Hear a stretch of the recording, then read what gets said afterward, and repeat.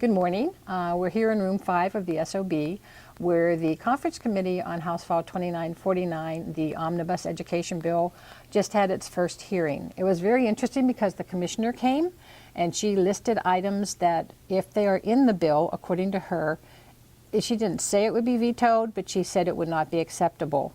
So what they did is they agreed on like items that are in the bill in the House and Senate that she has not objected to. One of those items is the repealer section for the Rochester City of the First Class, so we were very happy about that.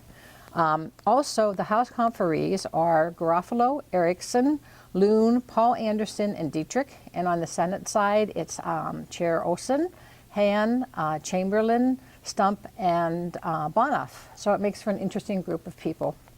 I'm guessing that they'll probably be back sometime today, maybe tomorrow, because they're going to meet with the commissioner today. The hearing for integration was finally held in the House Education Committee by Chair Garofalo, and they did the report of the Integration Revenue Replacement Advisory Task Force. No action was taken, and it was very clear that no action would be taken this year on any of the integration reform that they have talked about. I just wanted to say a word about integration aid. This is something that I've been following for 11 or 12 years since we made a change in the school aid finance bill back in 2000 or 2001.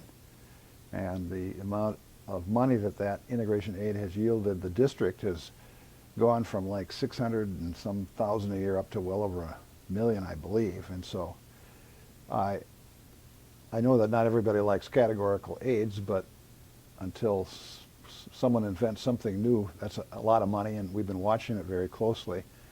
And they've kind of put things on hold for another year. But people up here are looking very closely at how the money is being spent and are concerned about the evidence presented in the legislative auditor's report of some years ago. So the issue isn't going to go away. And our best protection is to make sure that we are spending the money in ways that they deem related to integration aid's purposes.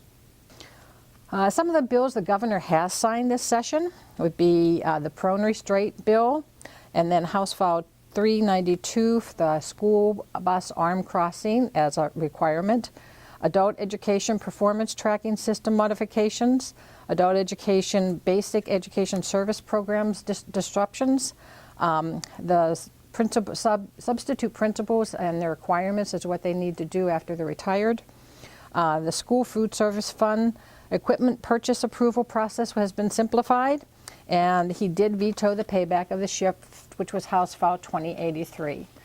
Representative Depke's bill passed the House saying that MDE could not make rules without legislative approval. So at this point in time, things are just kind of hanging out there. Senator Nelson did have a conference committee on her online or digital learning bill. They met once. And the House side is a mandate, and the Senate side is a study, and they discussed the side-by-sides, and that's where it sits at this point in time. We'll keep you informed as to any new events. Thank you. Have a good week.